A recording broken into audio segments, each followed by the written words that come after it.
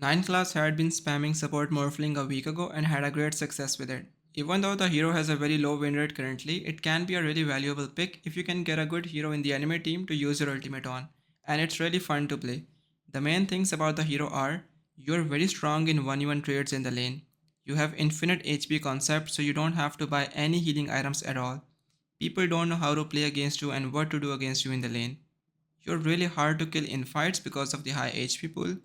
You're very impactful if you can get a good target to use your ultimate on.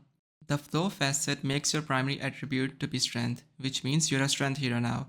And when you shift your attribute to agility, your spells cooldown are accelerated. Keeping your agility higher reduces the cooldown on spells, which I'll talk about later in this video. The starting item in most of his games were 2 circlet, 3 branches, 1 blood grenade and 1 sentry. Sentry will be used to block the small camp if you're playing position 4 or hard camp if you're playing position 5.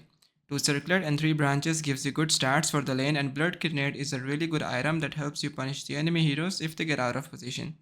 9 class always goes max strength in lane. It gives him high attack damage to trade attacks with enemy heroes and also helps in denying creeps. Trade your health with enemy heroes and go back when you're below 40% health. Shift your stats to all agility. It will make your HP pool lower, and put your stats item in your backpack so you have 0 strength.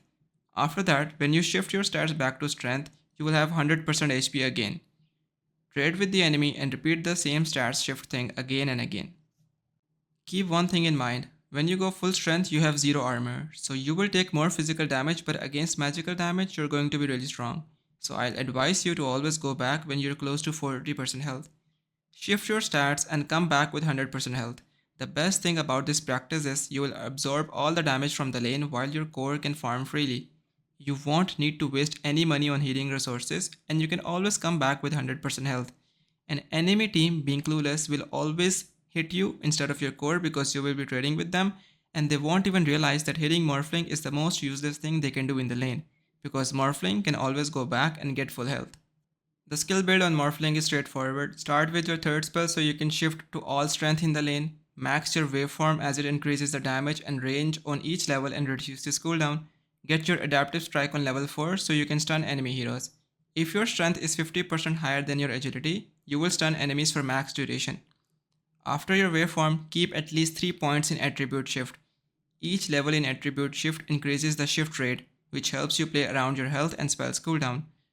On level 10, get the waveform range talent and max your adaptive strike for longer stun duration. 9 class always tries to steal the Wisdom Runes if he is playing position 5. The stun from adaptive strike makes it very easy to steal the rune. And it is really high value play because enemy support struggle to hit level 6 without the Wisdom Rune, and Morphling has a very good power spike at level 6 because of his ultimate. In the mid game, he keeps his agility higher when he is not around the enemy heroes. Keeping agility higher reduces the cooldown of the spell. Find a hero with a good spell and copy him. You will be able to spam the spell in team fights because of your cooldown reduction facet. In this game, Spirit Breaker's charge is really strong if you can use it multiple times in teamfight. When you want to jump on enemy heroes to set up for a kill, make sure to go in with high strength so your stun duration increases. Your initiation should be like waveform in, stun, ultimate the enemy, and use their spells. After that, if there's still fight going on, you can go back, shift your stats to agility to get your spells back quickly, and then go in again. When there's nothing valuable to do on the map, he farms jungle with waveform. Waveform has a 6-second cooldown only when the agility stats are higher, which helps in farming the jungle camps easily. Every time 9 class wants his team to play for an objective, he gathers them in smoke and makes them move around the objective. Yes, I know in your games your cores don't listen to your calls, but if you smoke them, there's a chance they will understand that with this smoke they have to do something on the map. So always keep one smoke with yourself to make your team on the map. Before smoking, make sure you tell your core to push out the wave so enemy doesn't know you're smoking. There are 2 ways to take the fight as a Morphling support. First, play on high agility and stay behind your team, ultimate a good target and spam his spells in team fight. Second, play on high strength and tank the magical damage from the enemy team in fights. Due to Morphling's strength attribute shift, high health pool, you can tank team fights, force enemy to waste their spells on you. Keep in mind, you can tank the magical damage easily, but you will struggle against physical damage. After the fight, shift your stats and get 100% health again. Here's an example of how impactful your hero can be in team fights if you play on high agility and morph a good target. He ultimates Wind Ranger and keeps spamming Shackle Shot and Wind Run. Shackle Shot has a 3.1 second duration and 4 second cooldown only. Wind Run has 6 second duration and 5 second cooldown. You just need to identify which hero would be worth using ultimate on to get their spells on lower cooldown.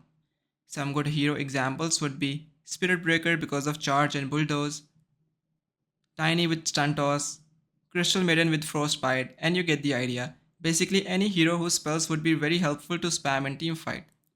In a single fight, he used Shackle Shot 5 times, controlling the enemy team forever, and win the teamfight for his team even though they were behind in net worth. 9Class makes different items based on the situation of the game, but the usual build is he converts the branches into magic wand and gets arcane boots first. They are really important as they help with the mana used for stat shift. After that, he converts the circlets into null talisman for more stats and mana regen. After the nulls, his build varies from game to game. In this game, he went for Aether Lens after the Arcane Boots. Aether Lens is a really good item on Morphling because of his ultimate cast range, and then the hero that he copies, he can use his spells from a good cast range. So he's playing against Dragon Knight, Hoodwink.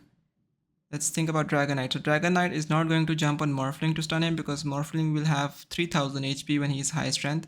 So Dragon Knight cannot kill this hero on first jump.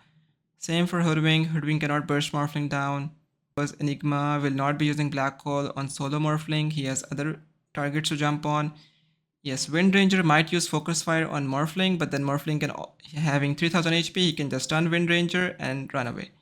So in this game, he is not threatened by the enemy team. So basically, even if he doesn't make any defensive items in this game, he is fine. That is why he went for Aether Lens and then Octarine. So basically, Octarine and Aether Lens are really good valuable items. If the game is free for you, your enemy team cannot burst you or cannot go on you, Aether Lens and Octarine is the way to go because of the cooldown reduction and cast range.